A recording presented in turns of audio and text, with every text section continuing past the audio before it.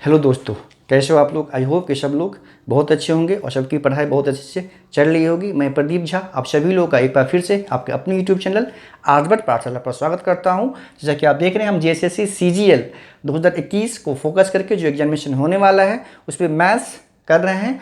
इससे पहले कुछ पार्ट्स में हमने 2016 में जेएसएससी सीजीएल में जो पीटी में क्वेश्चन पूछा गया था उस सारे क्वेश्चन को सॉल्व किया था और मैंने बताया था कि अब क्या करेंगे, एक टॉपिक लेंगे उस टॉपिक से जेएसएससी में पूछे गए किसी भी एग्जाम में जो उस टॉपिक से क्वेश्चन आया है उसको सॉल्व करेंगे। और सिर्फ सॉल्व नहीं करेंगे, उसको उससे संबंधित जो भी कंसेप्ट होगा, मतलब ऐसे करेंगे कि आप लोग यहीं पे अच्छे से सब कुछ सीख कर जाए। ठीक है, मेरा उद्देश्य यहाँ पे सिर्फ सॉल्व करके जाना नहीं है, आपको सिखा कर जाना है। उसी क्रम में ये शुरू करते हैं। ये जो है नंबर सिस्टम का पार्ट 1 है, पहला क्लास है। और ये जितने भी क्वेश्चन आए हैं नंबर सिस्टम से उसको सारे क्वेश्चन को सॉल्व करेंगे जेएसएससी में पूछे गए किसी भी एग्जाम में। तो उसी क्रम में पहला क्वेश्चन आप देख रहे हैं कि पहला क्वेश्चन है कि 2 अंकों की बड़ी सबसे बड़ी संख्या कौन सी है जिसे 2, 3, 4 में भाग देने पर शेषफल 5 रहता हो, है ना। कौन सी संख्या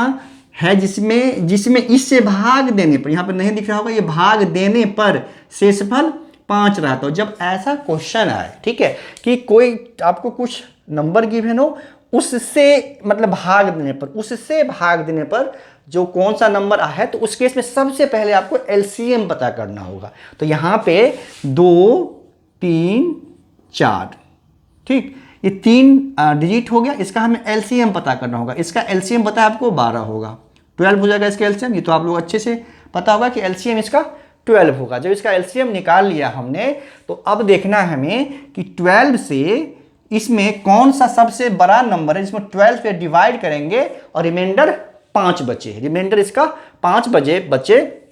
देखिए इसमें ये तो होगा नहीं, 12 6 जा 12 5 60 होता है, 9 बच गया, ये नहीं होगा आंसर। ये 12 6 72, 5 77, ये हो सकता है। ये अभी फाइनल है क्योंकि सबसे बड़ा नंबर देना, कोई और नंबर हो सकता है। ये हो सकता है कि 12 5 से 12 6 72 किया, 5 बच गया, ये हो सकता है। फिर देखिए 12 7 84, ये भी हो सकता है।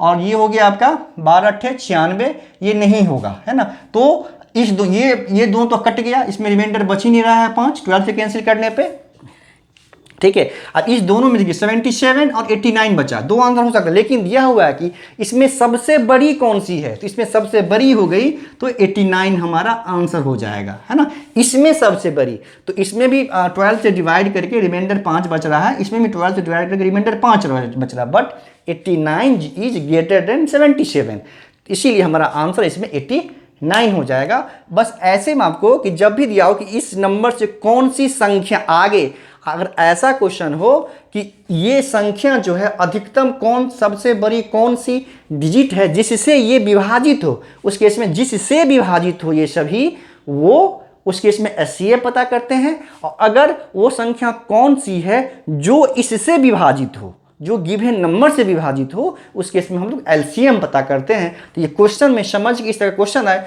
आपको ये समझना जरूरी है कि एलसीएम पता करना है या एचसीएफ करना है। एचसीएफ कब होगा कि वो कौन सा सबसे बड़ी संख्या है या वो कौन सी संख्या है जिससे ये सभी विभाजित हो, जिससे, है ना। तो जिससे ये सभी विभाजित हो उस केस में हमें एचसीएफ, और वो संख्या कौन सी है जो इस सबसे विभाजित हो, जो गिवन नंबर उससे विभाजित हो, उस केस में आपको एलसीएम पता करना पड़ेगा। ये पहला क्वेश्चन था, बहुत सरल था।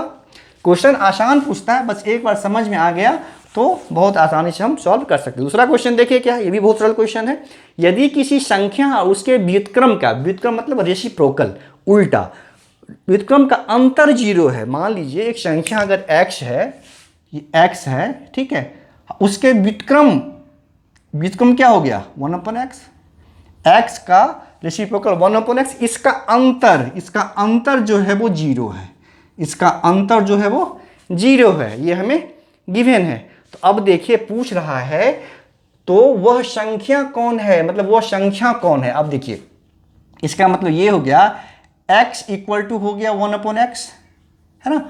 यहां से x इक्वल टू हो गया 1/x, दोनों बराबर होगा, ठीक है। अब देखिए यहाँ पे क्या करना था हमें, जब इसको सॉल्व करेंगे, इस वाले को इसको सॉल्व करेंगे तो ये हो गया हमारा x² -1/x इक्वल टू 0। इससे सॉल्व करते हैं ना, x - 1/x इक्वल टू 0 हो गया।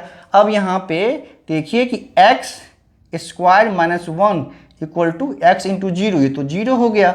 फिर यहाँ पे x² इक्वल टू हो जाएगा 1, इसका मतलब x इक्वल टू हो गया √1। √1 मतलब होता है +-1 तो प्लस भी +1 अब -1 वो संख्या है जिसका रेसिप्रोकल, इसका और इसके रेसिप्रोकल का अंतर जो होगा वो हमारा क्या हो जाएगा, 0 हो जाएगा। तो इसमें देखिए कौन सा सी वाला ऑप्शन हमारा सही हो गया। तो हमने ऐसे ही बताया आपको कि इसका रेसिप्रोकल कैसे होता है बेसिकली, ठीक है। यहाँ पे इसको सॉल्व करके ऐसे सॉल्व कर लिया तो बहुत इजीली ये सॉल्व हो गया, ठीक है।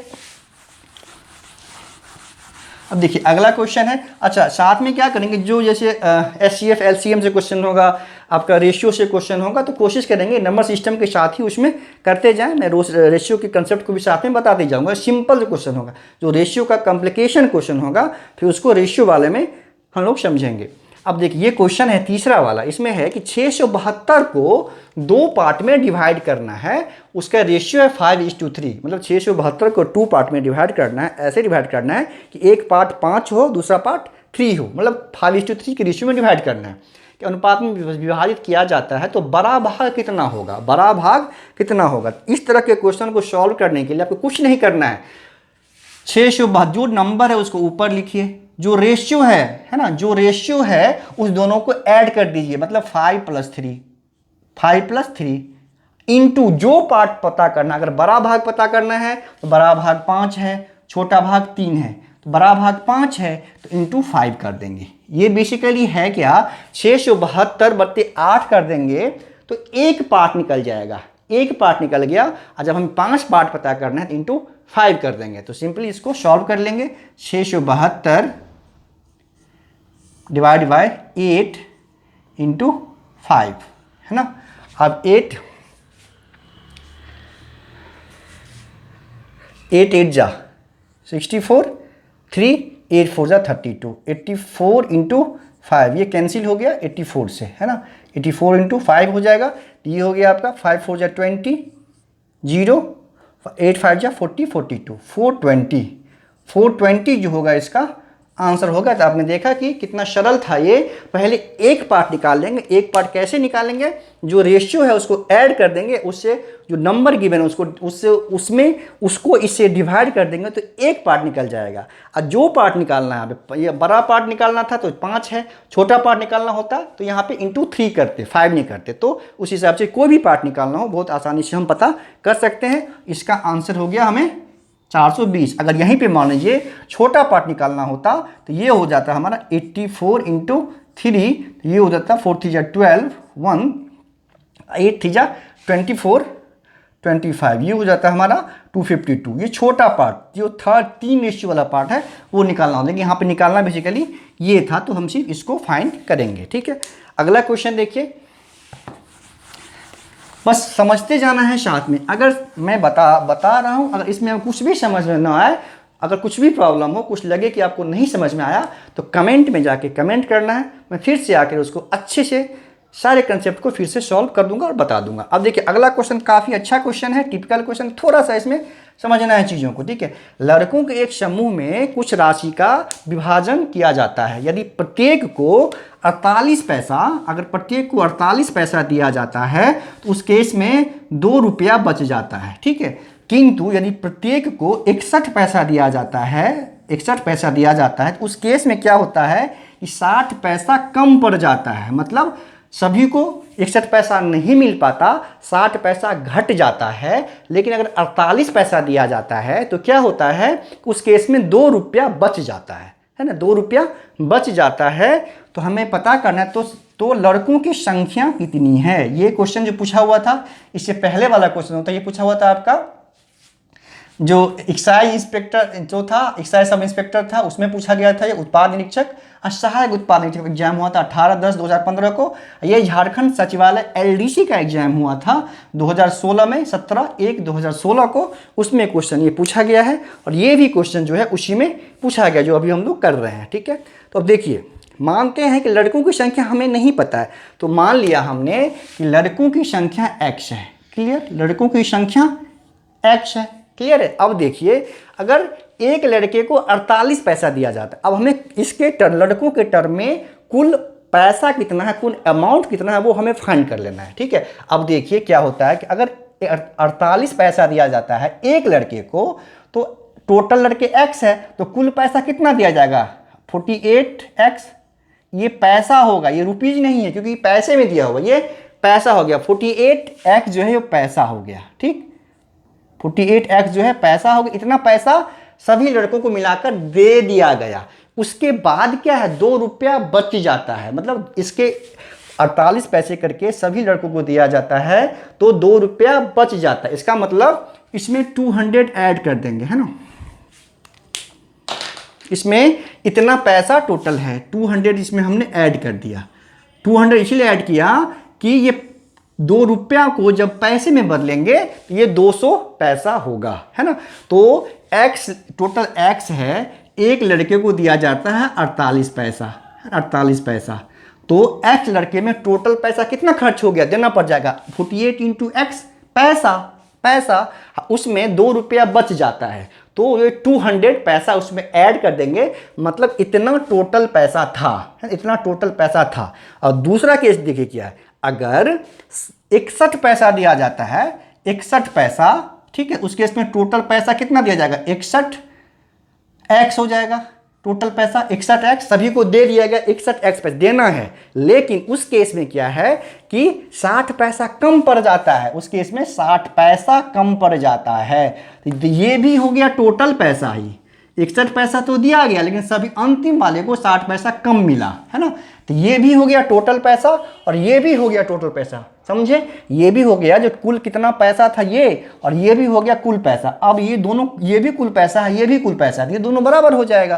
तो ये हो गया आपका 48x प्लस 200 इक्वल टू हो जाएगा 61x माइनस 60। अब क्या करेंगे, 61x में से 48 को माइनस कर देंगे, तो ये हो जाएगा 13x, ये हो जाएगा हमारा 13x। 61 में से 48 को माइनस करेंगे, 11 में से 8 गया 3, ये 5 में से 4 गया 1, और ये जो है 60 अब इधर आ जाएगा, क्योंकि ये 48 उधर गया है, तो अब 60 इधर आ जाएगा, ये हो जाएगा 260, ये हो जाएगा 260। तो यहाँ पे x इक्वल टू हो जाएगा 260 डिवाइड बाई 13 2 जा, मतलब इस लड़के जो हैं वो हैं कितने, 20 स्टूडेंट है, 20 स्टूडेंट है, 20 छात्र हैं, 20 बच्चे हैं कुल क्लास में। ठीक है। अब देखिए, अगर हम पैसा निकालना है, यहाँ पे तो लड़के निकालना था, आंसर आ गया ये 20 वाला, लेकिन अगर कुल पैसा निकालना है तो देखिए दोनों केस में पैसा बराबर होगा। देखिए जैसे ये 48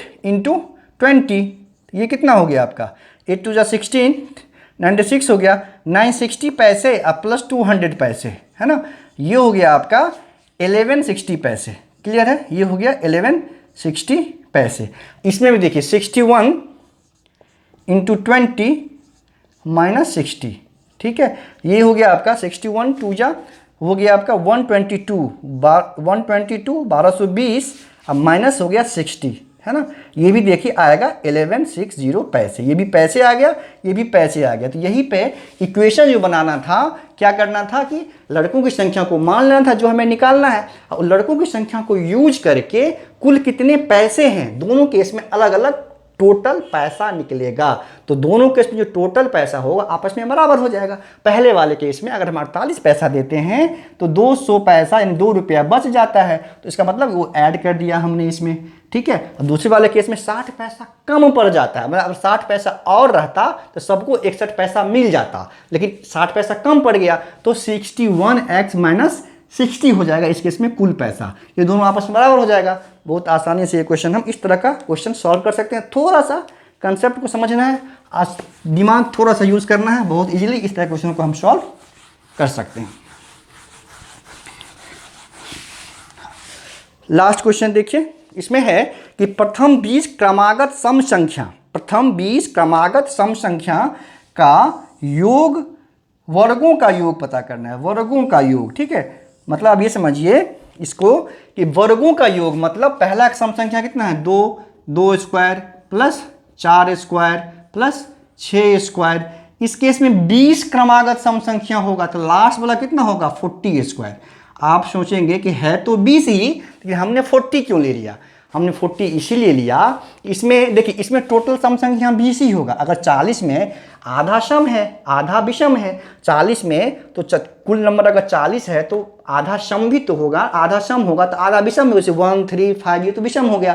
तो कुल 40 लेंगे तब ना उसमें 20 सम संख्या होगा। तो पहली क्रमागत 20 सम संख्या है, तो यहाँ से काउंट अगर करेंगे तो यहाँ तक में जो 20 जो सम संख्या है कुल 20 ही होगा। 40 तक में सम संख्या 20 ही होगा, क्योंकि विषम भी तो आएगा बीच बीच में 1 3 5 7 9 11। तो 40 में 20 इवन होगा और 20 क्या होगा ऑड होगा। इसीलिए जब क्रमागत पूछे क्रमागत 20 सम संख्या तो आपको ऐसे लेना पड़ेगा, 40 तक लेना पड़ेगा।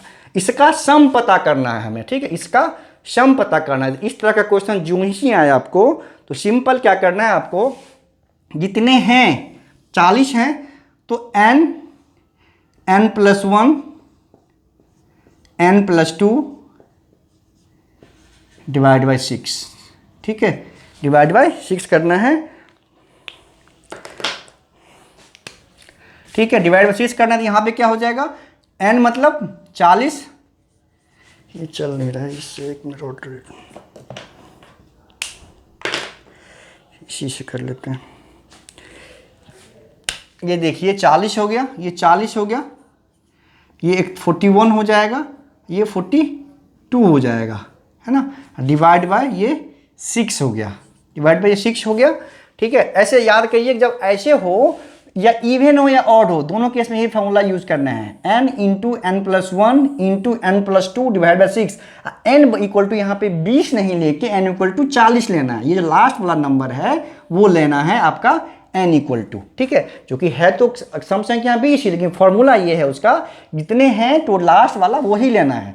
ये अगर ऑड भी होता, अगर ऑड का स्क्वायर ही पता करना होता तो ये हम सेम लेते, ठीक है। अब देखिए यहाँ पे ये हो गया हमारा 40 हो गया। अब देखिए 2 3 जा 220, ठीक है, 3 14, ठीक है, ये 14 हो गया, तो ये हो गया आपको 82 इंटू 14, तो 82 एंड 14, 4 दूना 8 और 8 चौक 32 और ये हो गया 82, 8 8 2 2 4 11, है ना, ये हो गया आपका 11,480। 11,480 जो है ये सम संख्या प्रथम 20 क्रमागत सम संख्याओं का योग होगा। और जैसा कि हम देख रहे हैं इसमें ऐसा कोई ऑप्शन नहीं है, इसमें ऐसा कोई ऑप्शन नहीं है, इसमें कोई सही ऑप्शन नहीं था। उसके अलावा ये ऑप्शन तब होगा जब क्वेश्चन ये बनता कि सम संख्या के वर्गों का औसत कितना है। अगर औसत निकालना होता ना, यहाँ पे अगर क्वेश्चन ये था नहीं, जिस बुक से मैंने लिया है वो बुक है आपका किस पब्लिकेशन का मैं बता दूं, बुक जो लिया है मैंने वो स्पर्धा पब्लिकेशन का किताब है, उसमें ये क्वेश्चन दिया हुआ है। तो अगर यहाँ पे औसत हो, अगर यहाँ पे औसत अगर दे दिया होता क्वेश्चन में, फिर इसमें से आंसर ये वाला आ जाता 574 की औसत निकालना है तो इसको 20 से डिवाइड कर देते, है ना, इसको 20 से डिवाइड कर देते, फिर इसका आंसर आता 574, ठीक है।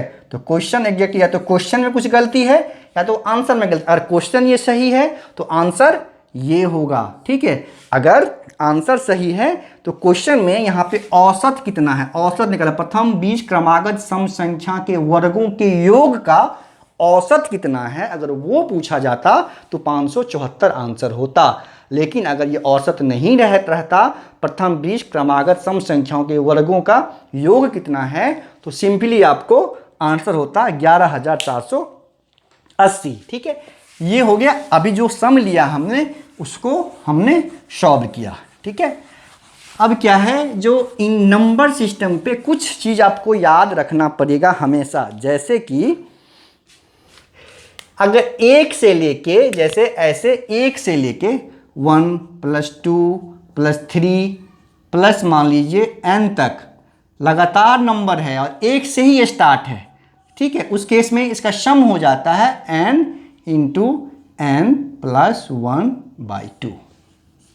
क्लियर है? n इंटू n+1/2 कब? जब ये लेकिन इसमें कंपल्सन है कि एक से ही स्टार्ट होना चाहिए, 20 से स्टार्ट होगा तो ये फॉर्मूला यूज नहीं करेंगे, उसका भी उपाय है, जब क्वेश्चन आएगा तो उसको भी समझेंगे। ये एक से लेके मतलब n नेचुरल नंबर का सम होगा, तो ये अगर ऐसा क्वेश्चन आए 1² + 2² प्लस मान लीजिए n², मतलब n नेचुरल नंबर के स्क्वायर का सम, वो तो इवन और ऑड था ना, उसको अलग से किया हमने। अगर ऐसा हो, कंटिन्यूटी में हो ये नंबर, तो उस केस में होता है n into n+1 into 2n+1 divide by 6। ये कब होता है? जब इंटीजर कंटिन्यूटी में हो और स्क्वायर के फॉर्म में हो, तो उसका सम हम लोग इस फॉर्मूले से n into n+1 into 2n+1 divide by 6 करते हैं। अगर यही ऐसा हो 1³ + 2³ + 3³ हो और ये अप टू n³ हो, मतलब स्टार्टिंग से यानी 1 से स्टार्ट हो और कंटिन्यूटी में हो और क्यूब का सम पता करना हो, तो n into n+1 divide by 2 का स्क्वायर, इस वाले का स्क्वायर कर देते हैं तो क्यूब निकल जाता है। और जब स्क्वायर का सम हो तो n into n+1 + 2n+1 divide by 6। याद रखना है ये हमेशा एक से स्टार्ट होना चाहिए, एक से स्टार्ट होगा, एक से स्टार्ट होगा और कंटिन्यूटी में रहे, कोई गैप नहीं होगा, तब इस फॉर्मूले को यूज करेंगे। वही अगर इवन का हो, जैसे कि ऐसे हो, मान लीजिए ऑड का होगा 1² + 3² + 5², ऐसे हो अप टू मान लीजिए n² तक हो, है ना, ये ऑड का सीरीज है। तो उस केस में हमने बताया आपको कि इसमें ये जितने ये इसमें गिनना नहीं है, इसको ये गिनना, ये जो नंबर होगा ये वाला, इसमें डिफरेंस है, इसमें कुल नंबर भी इतना ही आएगा n के इक्वल टू, लेकिन इसमें क्या है आपको, ये अगर कुल इसमें संख्या कितनी है नंबर का, तो इसका n का हाफ हो जाएगा, n का हाफ हो जाएगा, क्योंकि इस एक एक का गैप है। लेकिन जो फॉर्मूला में हमको ये n ही लेना है, ये हो जाता है n into n+1 into n+2 divide by 6। ये इवन का हो, ये ऑड का है, और अगर इवन का भी हो, ऐसे इवन का भी हो तो n² तक, इस केस में भी सेम ही फॉर्मूला होगा, ये आपको याद रखना है। और भी अगर कुछ सम आएगा अगर इस पे एडिशन पे बेस्ड, तो उसको वहीं पे करके अच्छे से सॉल्व कर लेंगे और समझ भी लेंगे, ताकि कोई प्रॉब्लम को, क्वेश्चन को सॉल्व करने में आपको दिक्कत ना हो। तो ये फॉर्मूला कुछ इंपॉर्टेंट फॉर्मूला है, उसको अच्छे से आपको याद कर लेना है। अब जल्दी मिलते हैं नंबर सिस्टम के अगले क्लास के साथ, तब तक के लिए धन्यवाद।